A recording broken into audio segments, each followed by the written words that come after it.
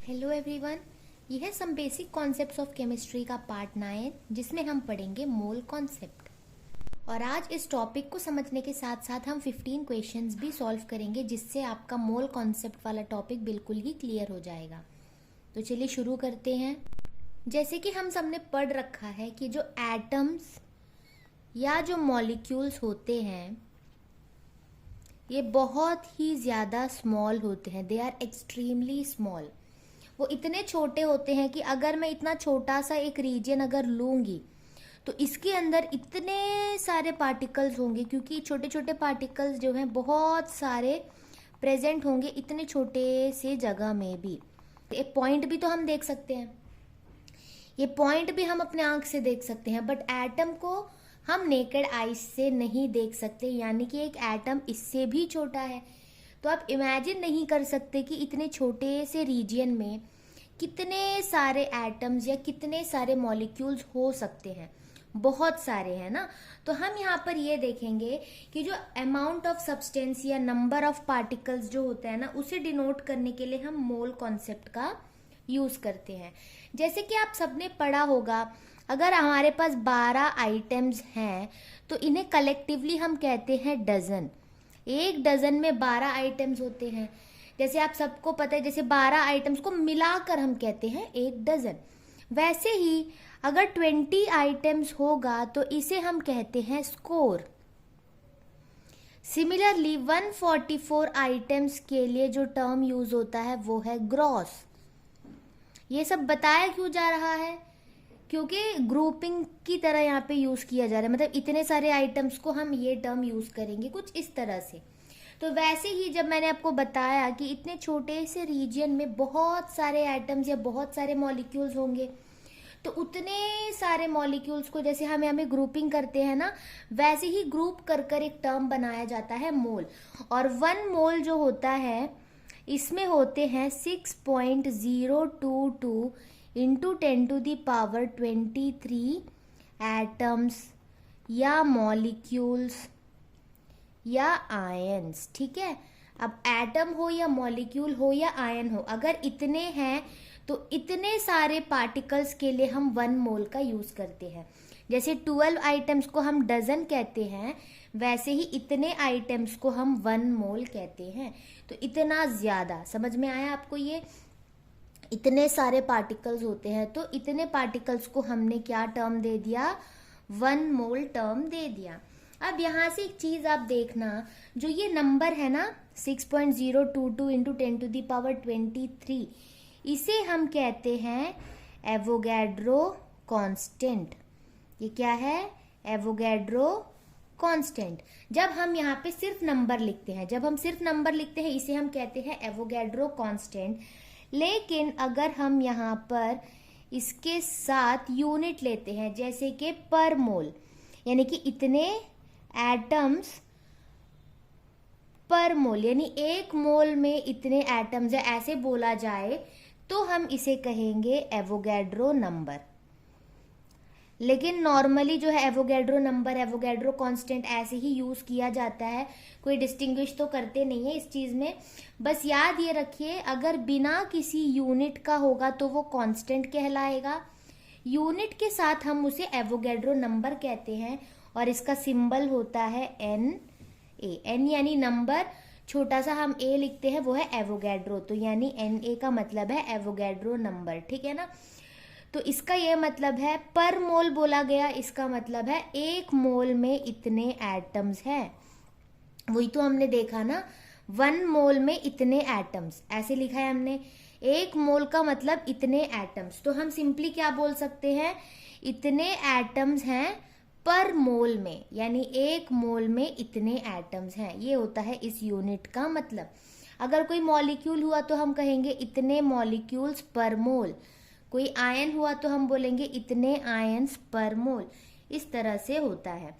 अब हम और एक टर्म देखते हैं जो कि है मोलर मास।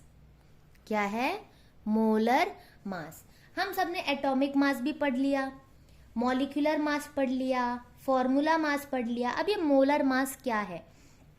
तो मैंने जब आपको मॉलिक्यूलर मास वाला वीडियो करवाया था वहां पे एक क्वेश्चन मोलर मास से रिलेटेड था, तब मैंने आपको ये बोला था जब आप मॉलिक्यूलर मास निकालते हो तो आप यूनिट यू लेते हो, लेकिन जब आप मोलर मास निकालोगे तब आप लिखोगे ग्राम पर मोल, ये होता है इसका यूनिट। बस इतना ही फर्क होता है। मास हम नॉर्मली जैसे मॉलिक्यूलर मास निकालते हैं वैसे ही निकालते हैं ना। तो मोलर मास का डेफिनेशन क्या है?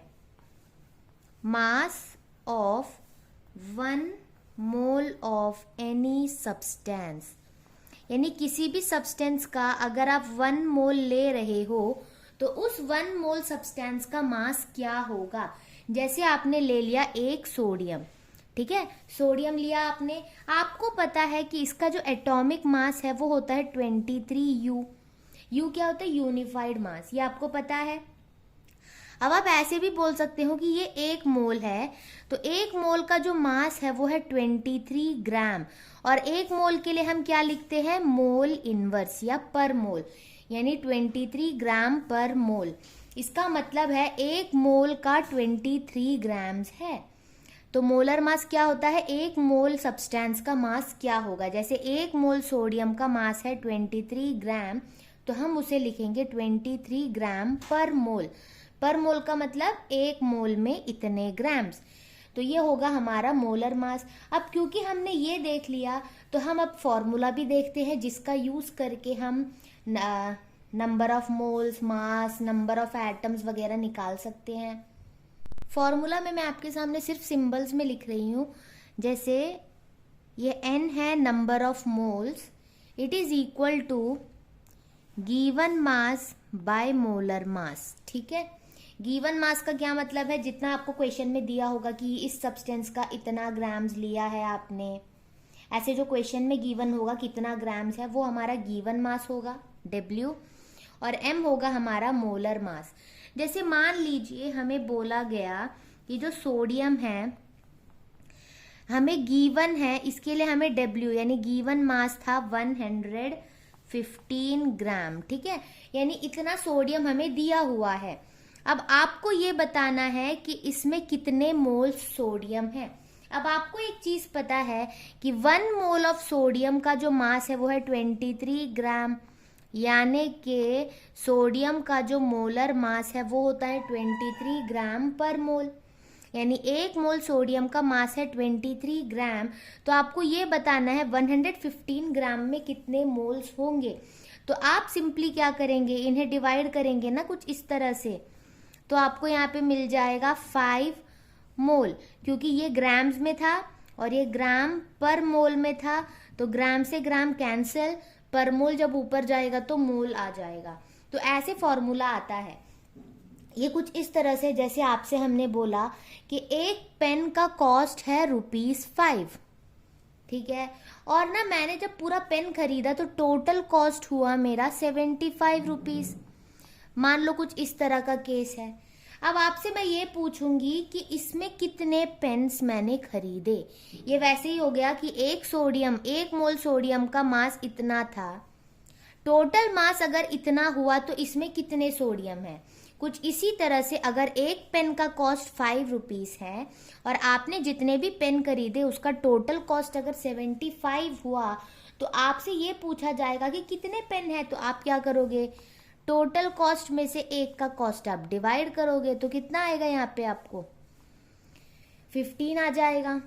ठीक है, तो उसी तरह से हमने यहाँ पर भी किया और उसी हिसाब से यहाँ पर ये फॉर्मूला आता है which is number of moles is equal to given mass by molar mass. ये फॉर्मूला आपको बिल्कुल ही याद करके रखना है। ठीक है, अब दूसरा केस हम ये देखते हैं। हमें ये पता है कि 1 मोल में 6.022 into 10 to the power 23 atoms, या एटम्स मान लेते हैं, इतने एटम्स होते हैं 1 मोल में। ठीक है, तो ये हो गया हमारा Avogadro number 6.022 into 10 to the power 23 atoms per mole, यानी कि 1 मोल में इतने एटम्स हैं। और मान लो आपको दिया है नंबर ऑफ एटम्स आपके पास है 12.044 into 10 to the power 23 atoms आपको दिया हुआ है। अब आपसे ये पूछा जाएगा कि इसमें कितने मोल्स हैं। तो आपको पता है, जैसे ये है आपको दिया हुआ है टोटल नंबर ऑफ एटम्स, वो आप लिख लीजिए।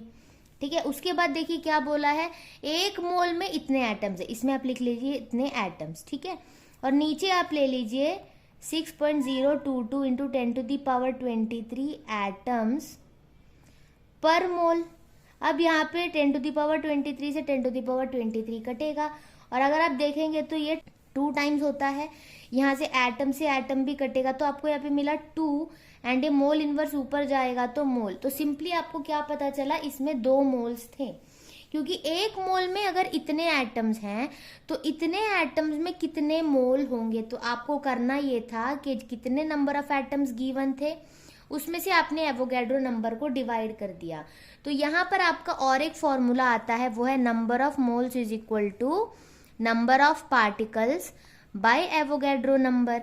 ये भी आपका एक फॉर्मूला हो गया। ये number of atom, molecule, ion कुछ भी हो सकता है, और यहाँ पे आपका एवोगैड्रो नंबर होगा। ठीक है, तो ये 2 फॉर्मूला हैं आपके नंबर ऑफ मोल्स के। तो इससे मिलाकर हम एक फॉर्मूला लिखते हैं। तो जैसे हमने देखा, number of moles is equal to given mass by molar mass and number of moles is equal to number of atoms by Avogadro number. अब आप देख सकते हैं ये भी नंबर ऑफ मोल्स का फॉर्मूला है, ये भी नंबर ऑफ मोल्स का फॉर्मूला है, तो आप इसे मिलाकर लिख सकते हैं कुछ इस तरह से।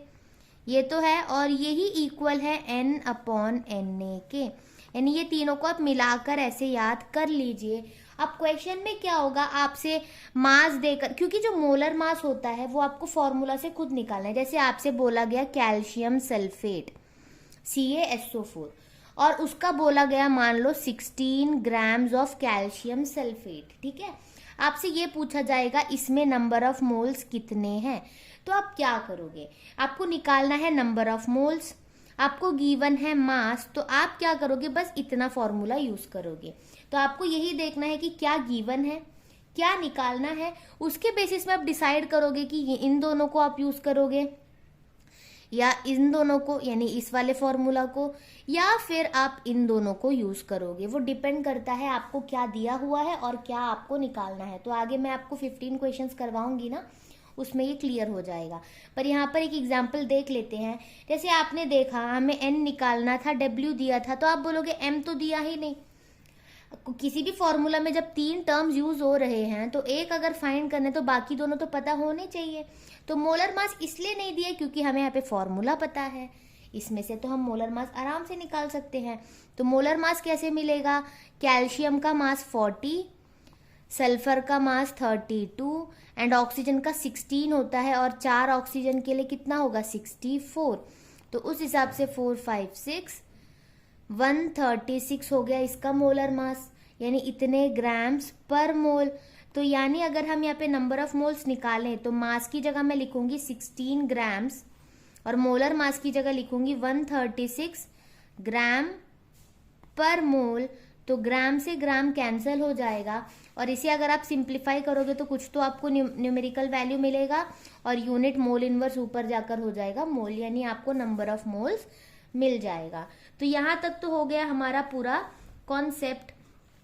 अब हमें सिंपली क्या करना है, क्वेश्चन सॉल्व करना है, क्योंकि इतना ही आपको जानना था कि मोल होता क्या है। तो मैंने आपको ये बताया, जैसे हम 12 आइटम को एक डजन कहते हैं, 20 आइटम्स को स्कोर कहते हैं, 144 आइटम्स को ग्रॉस कहते हैं, ठीक उसी तरह 6.022 इंटू 10⁻23 एटम्स या मॉलिक्यूल्स या आयंस को मिलाकर हम 1 मोल कहते हैं। यानी कि जब हम 1 मोल की बात करें तो उसमें इतने एटम्स या मॉलिक्यूल्स होंगे। ठीक है, इतने सारे एटम्स या मॉलिक्यूल्स को कंबाइन करके हम 1 मोल कहते हैं। ये हो गया कॉन्सेप्ट। और नंबर ऑफ मोल्स निकालने का 2 फॉर्मूला हमने यहाँ पर देखा, और उसे कैसे हम अप्लाई करेंगे वो हम क्वेश्चंस के थ्रू देखते हैं। देखिए, ये जो क्वेश्चन है ये आपके टेक्स्ट बुक का ही क्वेश्चन है, और जो एक्सरसाइज का क्वेश्चन नंबर 28 है ये। Which one of the following will have the largest number of atoms. तो ये 4 हमें दिया हुआ है, हमसे पूछा गया है इन चारों में से किस में सबसे ज्यादा एटम्स है, यानी हमें निकालना है नंबर ऑफ एटम्स। ठीक है, तो आपने देखा आपको यहाँ पे दिया क्या हुआ है 1 ग्राम 1 ग्राम, यानी कि आपको यहाँ पर मास दिया हुआ है। तो आप कौन सा फॉर्मूला यहाँ पर यूज करोगे, mass by molar mass is equal to number of atoms by Avogadro number, क्योंकि आपको नंबर ऑफ एटम्स पता लगाना है। एवोगैड्रो नंबर तो फिक्स्ड होता है, आप सबको पता है।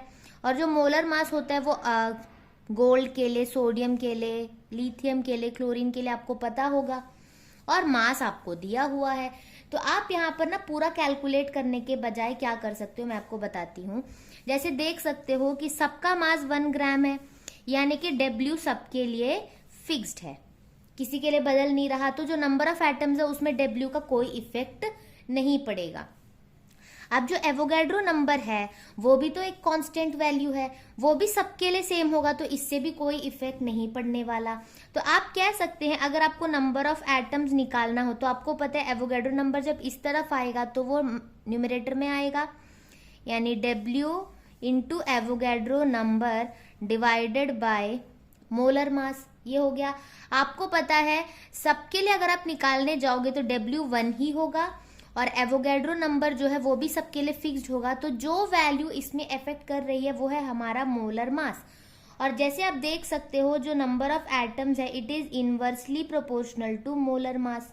आपको क्या चाहिए, नंबर ऑफ एटम्स लार्जेस्ट, यानी ये अगर ज्यादा होना चाहिए तो इसका मतलब है मोलर मास कम होना चाहिए। तो सिंपली आप यहाँ पर बिना कैलकुलेट करे ये देख सकते हो, इसमें से जिसका भी मोलर मास सबसे कम होगा उसमें ही सबसे ज्यादा नंबर ऑफ एटम्स होंगे। जैसे कि आप देख सकते हैं AU के लिए जो मोलर मास होता है वो है 197, सोडियम के लिए होता है 23, लिथियम के लिए होता है 7, एंड Cl2 के लिए क्या होगा 2 इंटू 35.5 है ना, तो होगा 71। तो आपको सबसे कम मोलर मास किसका दिख रहा है, लिथियम का। तो लिथियम के केस में क्या होगा, मोलर मास कम होने की वजह से नंबर ऑफ एटम सबसे ज्यादा होगा। लेकिन एक और चीज आपको नोट करनी है, ये क्योंकि एक एटम था, ये भी एक एटम था, ये भी एक एटम था, तो इस फॉर्मूला में N आपको क्या मिल रहा है, नंबर ऑफ एटम्स, ठीक है। लेकिन क्योंकि Cl2 क्या है, ये तो एक मॉलिक्यूल हुआ ना, तो यहाँ पर जो आपको N मिलेगी इसके केस में वो होगा नंबर ऑफ मॉलिक्यूल। लेकिन आपने यहाँ पर क्या देखा कि एक मॉलिक्यूल में 2 एटम्स हैं। Cl2 का क्या मतलब है, एक मॉलिक्यूल में 2 क्लोरीन एटम्स है ना। तो हम यहाँ पर क्या देखेंगे कि जो क्लोरीन के केस में हम क्या देखते हैं, जो हमें मिला W इंटू Na अपॉन ये जो है इसका एटॉमिक नंबर मोलर मास 71, ये हो गया नंबर ऑफ मॉलिक्यूल्स, ठीक है।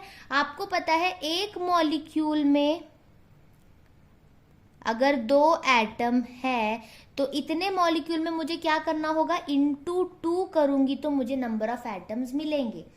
तो यहां से अगर आप इसे कट भी करोगे तो 35.5 आई। ये चीज आपको चेक करनी है कि ऐसे कट होने के बाद जो आया ना उसे आप बाकी से कंपेयर करना। अगर यहाँ पे ऐसा कोई नंबर होता जो कैंसिल करने के बाद 7 से छोटा आता तो ऑब्वियसली इसमें सबसे ज्यादा एटम्स होते, बट क्योंकि ये 2 हमने इंटू किया उसके बाद भी जो नंबर है वो 35.5 है जो कि 7 से बड़ा है, तो मोलर मास बड़ा है तो नंबर ऑफ एटम्स तो कम ही होगा। तो इतना क्लियर है। तो जहां पर भी आपको कुछ इस तरह से दिखे जहां पे मॉलिक्यूल हो और आपसे पूछा गया हो नंबर ऑफ एटम्स, तो यहाँ पे आपको ये पता होना चाहिए कि इस फॉर्मूला से आपको इसके केस में नंबर ऑफ मॉलिक्यूल मिल रहा है, क्योंकि ये एक मॉलिक्यूल है। तब आपको क्या करना है, उस मॉलिक्यूल में कितने एटम्स है वो आपको यहाँ पे मल्टीप्लाई करके फिर चेक करना होगा, ठीक है। या आप सिंपली कैलकुलेशन भी कर सकते हैं, हर एक के लिए आप वैल्यू फाइंड करके देखिए। मैंने आपको ये इसलिए बताया ताकि आप अपना टाइम बचा सको, क्योंकि इसमें कहीं पे भी आपको ये नहीं पूछे कि उसमें कितने एटम्स हैं, आपको बस बताना था किसमें सबसे ज्यादा एटम्स है, तो हम इस तरह से उसे कंपेयर करके बता सकते हैं। ये भी आपके टेक्स्ट बुक का ही क्वेश्चन है, question number 33। Calculate the number of atoms in each of the following. इसमें और 2 पार्ट हैं, हम वो भी करेंगे। पहले ये देखते हैं, फाइंड क्या करना है, नंबर ऑफ एटम्स हमें फाइंड करना है। दिया क्या है 52 मोल्स, यानी नंबर ऑफ मोल्स हैं 52। तो हम देखेंगे number of moles and number of atoms वाला जो फॉर्मूला है वो यही है, तो इसमें हम सॉल्व करते हैं, ठीक है। अब हमें फाइंड करना है n, तो ये n ने यहाँ पे इसके साथ मल्टीप्लाई होगा तो नंबर ऑफ एटम्स क्या होगा, number of moles into Avogadro number. तो यहाँ पे अगर हम सॉल्व करेंगे तो नंबर ऑफ मोल्स कितना दिया हुआ था 52 इंटू यहाँ पे एवोगैड्रो नंबर है 6.022 इंटू 10⁻23। तो ये हो जाएगा, अगर हम इसे मल्टीप्लाई करें तो हमें मिलेगा 313.144 इंटू 10⁻23। अब हम यहाँ पे क्या करेंगे, इसे साइंटिफिक नोटेशन में कन्वर्ट करेंगे। तो पॉइंट यहाँ से हमें क्या करना होगा, यहाँ पर शिफ्ट करना होगा। तो नंबर हो जाएगा 3.13, आगे गए 144 ना लिखो तो भी चलेगा, इंटू 10⁻। अब ध्यान से देखना, हमने नंबर को छोटा किया है तो पावर को बड़ा करना है। कितनी बार? 2 बार। तो पावर को अगर मैं 2 बार बड़ा करूँ तो 23 में 2 ऐड करके 25। तो इतने एटम्स हैं 52 मोल्स ऑफ आर्गन में। तो देखिए कितना सिंपल होता है, ये फॉर्मूला में बस अप्लाई करके आपको सॉल्व करना है।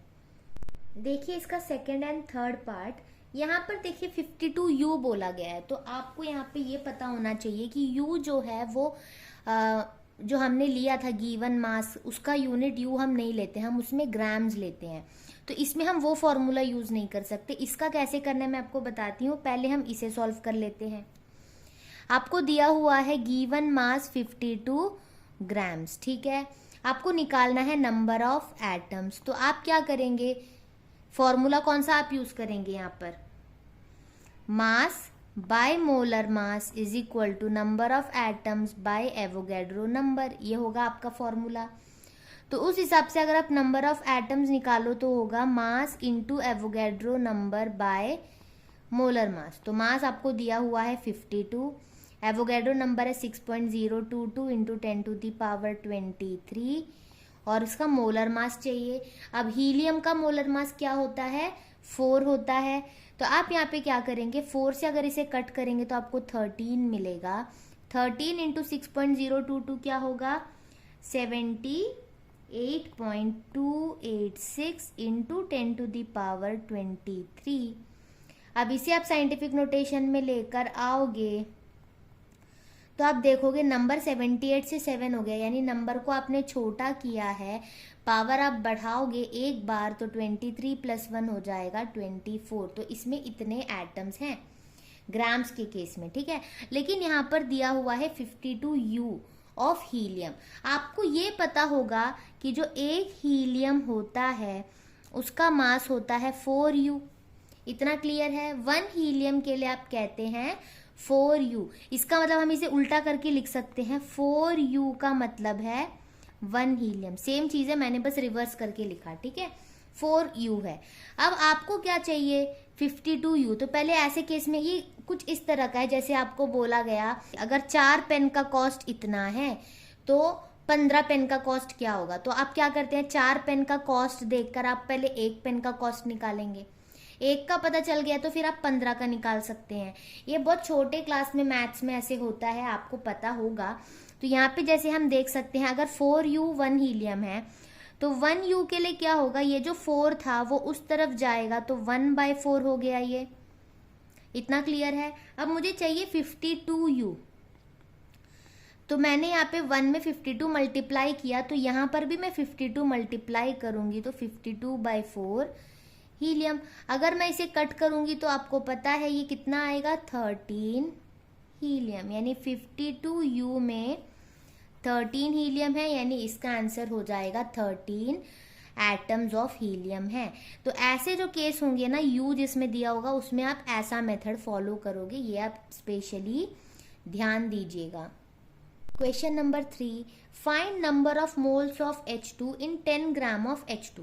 फाइंड क्या करना है, नंबर ऑफ मोल्स। दिया क्या है, मास, यानी गिवन मास इज 10 ग्राम्स। तो सिंपली हम नंबर ऑफ मोल्स का फॉर्मूला क्या लेंगे, मास बाय मोलर मास।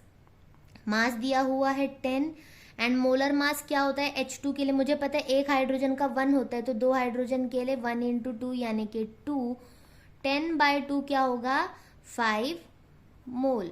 यूनिट का भी आप यहाँ पे लिखकर भी देख सकते हैं, जैसे 10 ग्राम दिया हुआ था और मोलर मास आपको पता है ग्राम पर मोल होता है। ग्राम से ग्राम कैंसिल, पर मोल ऊपर जाएगा तो मोल। तो ये था सिंपल इसका answer. Question number 4, How many moles is 12.044 into 10 to the power 23 atoms of helium? How many moles पूछा गया है, यानी हमें यहाँ पर भी नंबर ऑफ मोल्स निकालना है. इतने एटम्स ऑफ हीलियम यानी नंबर ऑफ एटम्स दिया हुआ है 12.044 इंटू 10 टू द पावर 23. ठीक है, अब इस हिसाब से हमें करना क्या है, हम यहाँ पर देखेंगे formula. Number of atoms by Avogadro number होता है. नंबर ऑफ एटम्स दिया हुआ है 12.044 into 10 to the power 23 and Avogadro number होता है 6.022 into 10 to the power 23. 10 to the power 23 से ये कट गया, ये हमें पता है 2 टाइम्स होता है, यानी कि इसका आंसर हो गया 2 मोल्स. तो ऐसे हमें इसे सॉल्व करना होता है. देखिए question number 5, what is the mass of, यानी हमें यहाँ पे मास निकालना है. ठीक है, 1 mole of nitrogen atom, 4 moles of aluminium atom, 10 moles of sodium sulphide. आप एक चीज नोटिस करिए, तीनों ही पार्ट में आपको मोल्स दिए हुए हैं, यानी नंबर ऑफ मोल्स गिवन है. ठीक है, ये आपको दिया हुआ है. तो आपको ये देखना है number of moles and mass वाला कौन सा फॉर्मूला है आपके पास. Number of moles is equal to given mass by molar mass, ये आपका फॉर्मूला होगा. आपको निकालना है गिवन मास, तो आपका मोलर मास यहाँ मल्टीप्लाई होगा, यानी number of moles into molar मास. तो ये सिंपल हो गया. आप इस फॉर्मूला से आप सबके लिए सॉल्व करोगे. अब जब आप पहला वाला पार्ट सॉल्व करोगे, इसके लिए अगर आप मास निकालोगे तो आपको पता है नंबर ऑफ मोल्स यहाँ पे दिया हुआ है 1 एंड मोलर मास चाहिए किसका, नाइट्रोजन एटम का. आपको पता है नाइट्रोजन एटम का मोलर मास होता है 14, तो 1 इंटू 14 होगा 14 ग्राम्स. ये हो गया, बहुत सिंपल था. तो आप पहले रफ वर्क कर लीजिए, क्या गिवन है, क्या निकालना है, तो उनका कौन सा फॉर्मूला आप यूज करोगे, उसमें से फिर जो आपको फाइंड करना है उसे एक तरफ रख के बाकी सबको एक तरफ ले जाइए, फिर सिंपली उसे सॉल्व कर दीजिए. सेकेंड पार्ट में देखिए जो मास होगा वो क्या, नंबर ऑफ मोल्स यहाँ पे है 4 एंड एल्यूमिनियम एटम का मोलर मास है 27.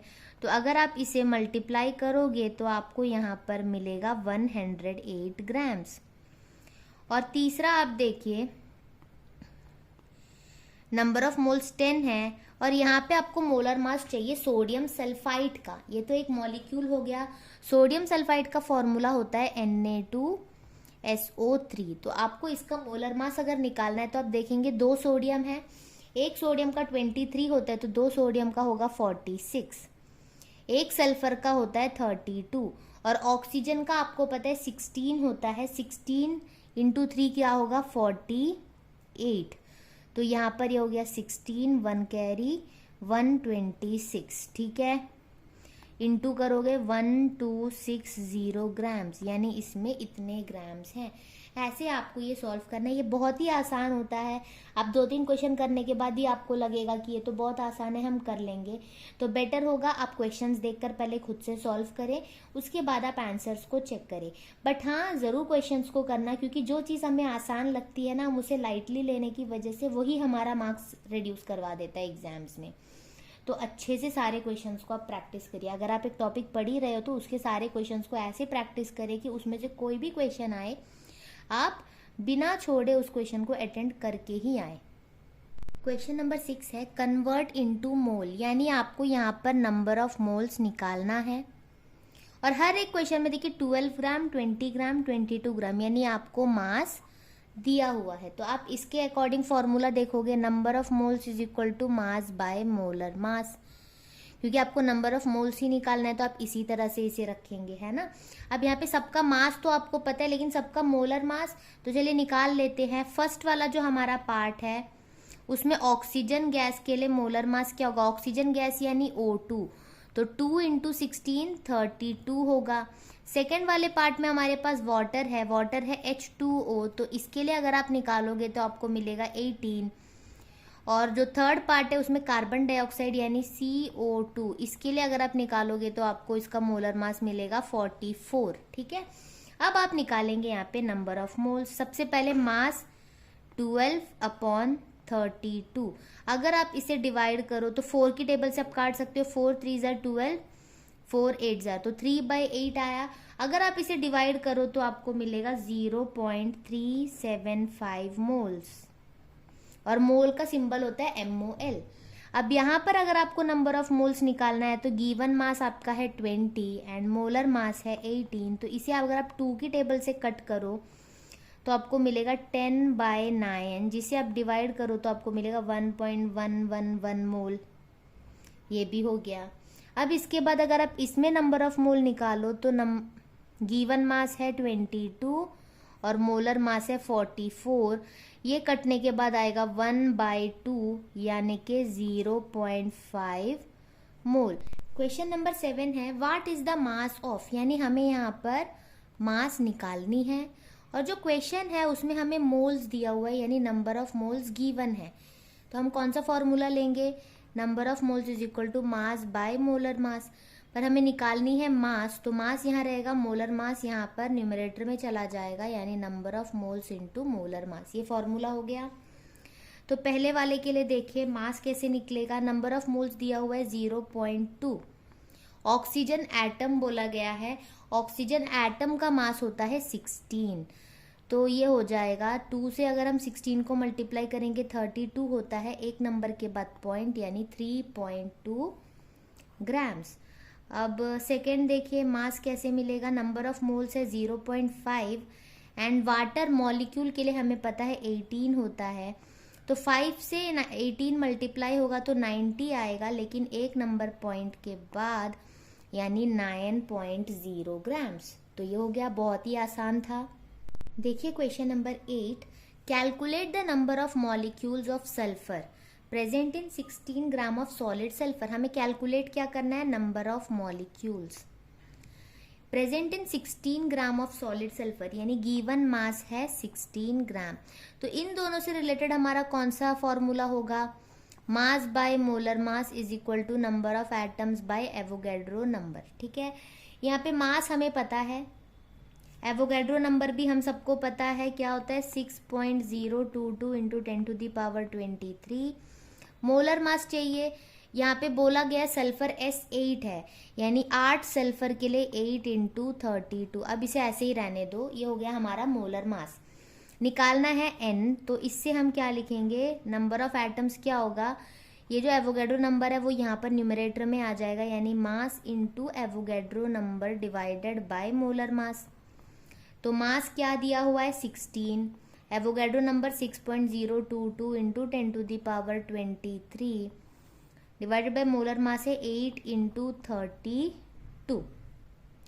अब आप एक चीज़ यहाँ पे कर सकते हैं, जैसे आपको पता है 16 2 32 होता है, तो 2 से आप इसे काट दीजिए, फिर 2 से आप इसे कट करेंगे तो 3.011 होगा, यानी कि ऊपर है 3.011 इंटू 10⁻23, नीचे है 8। तो सिंपली आप इन दोनों को डिवाइड करिए, तो डिवाइड करने पर आपको यहाँ पर मिलेगा 0.376 इंटू 10⁻23। तो अब आपको पॉइंट क्या करना चाहिए, एक नंबर के बाद होना चाहिए, यानी 3 के बाद होगा, तो 3.76 अगर आप करते हैं तो आपने नंबर को बढ़ा किया, तो पावर को आप छोटा करोगे तो 23 में से -1 करने पर 22, यानी इतने मॉलिक्यूल्स प्रेजेंट है। तो ऐसे आपको क्वेश्चंस को सॉल्व करना होता है। देखिए question number 9, if 1 mole of carbon atom weighs 12 grams, what is the mass of 1 atom of carbon.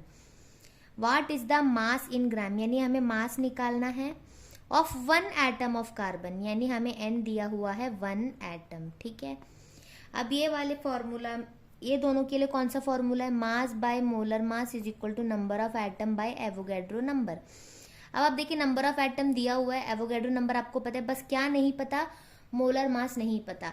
तो आपको यहाँ पे देखिए कुछ दिया हुआ है, if 1 mole of carbon atom weighs 12 gram. ठीक है, क्या बोला है, 1 मोल कार्बन एटम का वेट जो है वो है 12 ग्राम है, यानी कि हमने क्या पढ़ा था, जो मोलर मास होता है वो क्या होता है, ग्राम पर मोल, यानी कि 1 मोल में कितने ग्राम्स है, तो 1 मोल में कितने ग्राम्स दिए हुए हैं 12।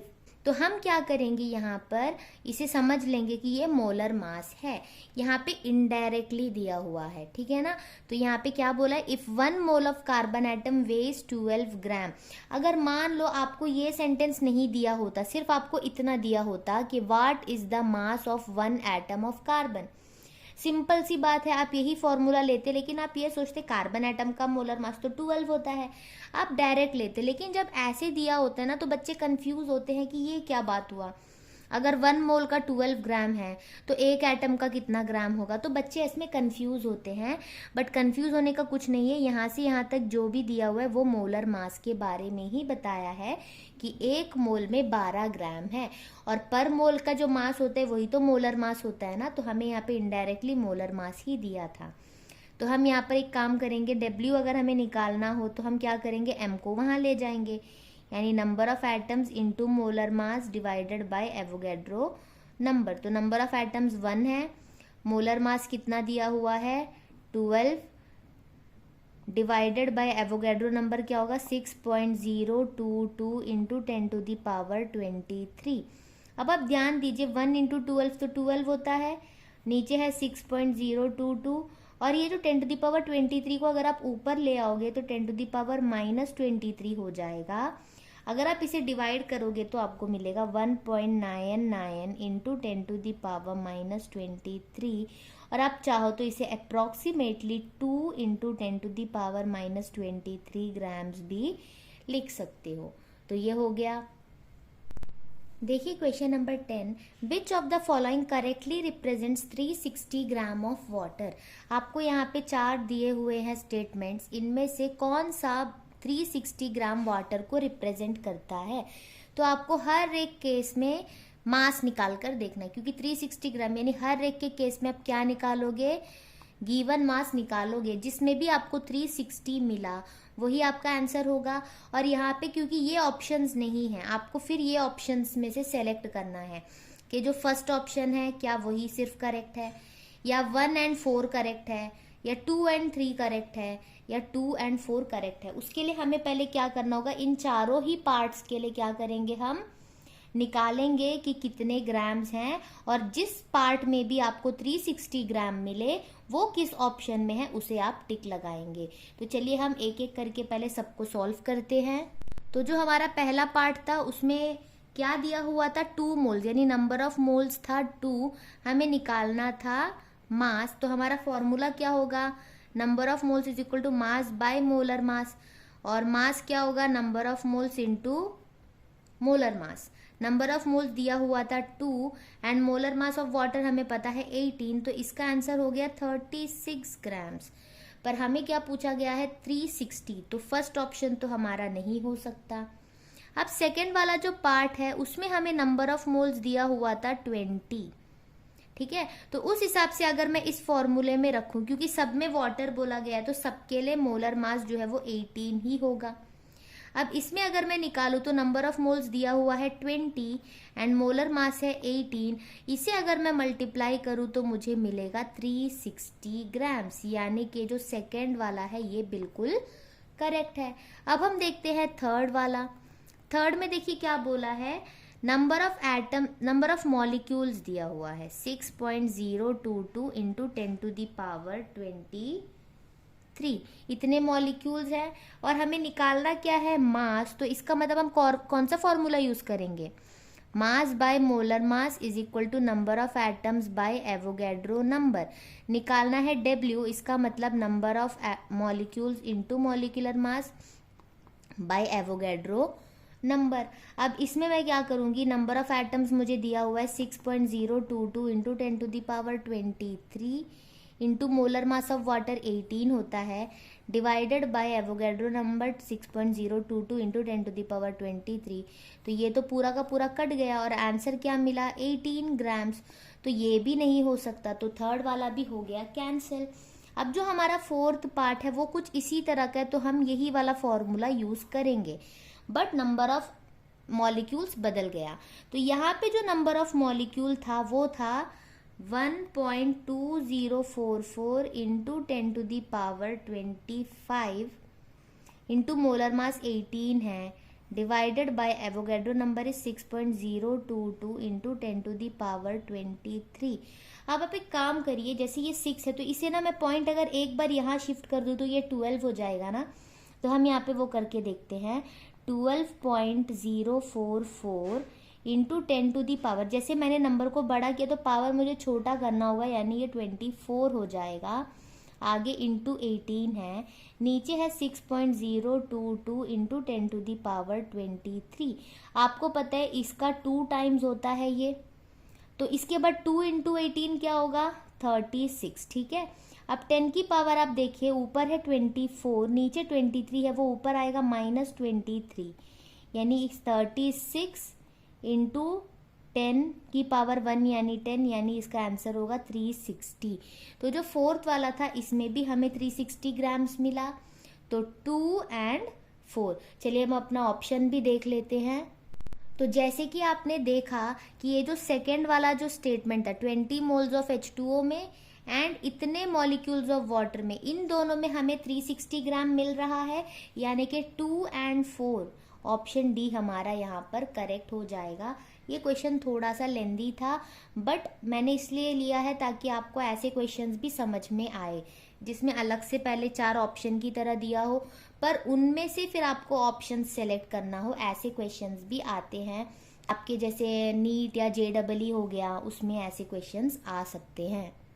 देखिए question number 11, in 2 moles of acetaldehyde calculate the following, यानी 2 मोल्स एसिटाल्डिहाइड में हमें ये सारी चीजें निकालनी है। अब आप सबसे पहले ये देखिए जो CH3CHO है, जैसे एक CH3CHO में आपको दिख रहा है 2 कार्बन है, यानी कार्बन 2 है, हाइड्रोजन कितने दिख रहे हैं 3 + 1 4, और ऑक्सीजन कितना है 1। इसका मतलब है 1 मोल में 2 कार्बन, 4 हाइड्रोजन और 1 ऑक्सीजन है। लेकिन हमसे पूछा क्या गया है 2 मोल्स में कितने होंगे, तो 1 में जितना होगा उसका ट्वाइस करना पड़ेगा, तो कार्बन 2 इंटू 2 कितना हो जाएगा 4। हाइड्रोजन यहाँ पे 4 था, तो 2 मॉलिक्यूल के लिए 4 इंटू 2 8 हो जाएगा। 1 मोल में 1 था, तो 2 मोल में 1 इंटू 2 यानी कि 2 हो जाएगा। तो ये नंबर ऑफ मोल्स जब निकालना हो इस तरह से, तो हम सिर्फ एटम्स को काउंट करके लिखेंगे।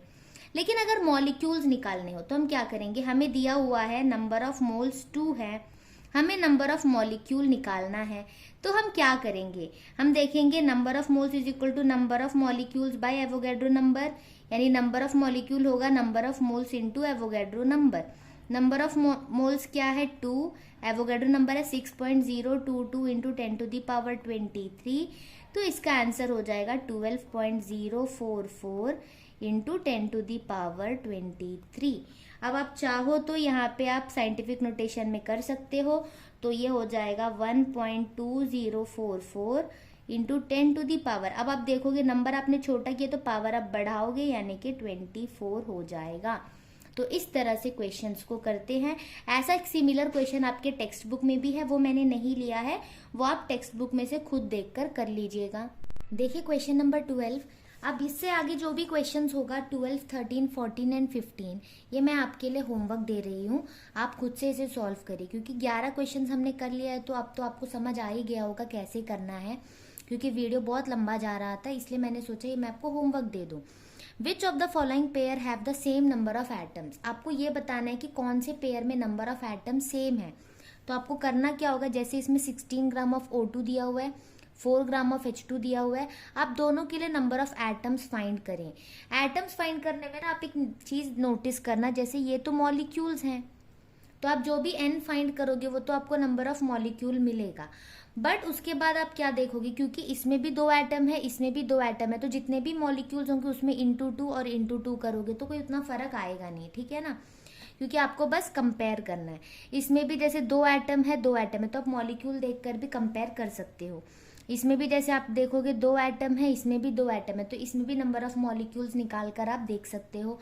और इसमें क्योंकि इसमें एक ही एटम है, इसमें भी एक ही एटम है, तो इसके लिए भी आप n सिंपल निकाल सकते हो। तो जिसमें भी आपको दोनों के लिए सेम दिखे वो आपको ऑप्शन टिक लगाना है। लेकिन यहाँ पे देखिए बोला गया पेयर्स, इसका क्या मतलब हुआ कि इसमें एक से ज्यादा ऑप्शन भी करेक्ट हो सकते हैं, तो आपको हर एक के लिए सॉल्व करके देखना है, जिसमें भी आपको सेम नंबर ऑफ एटम्स दिखे उसे आप टिक लगा दीजिए।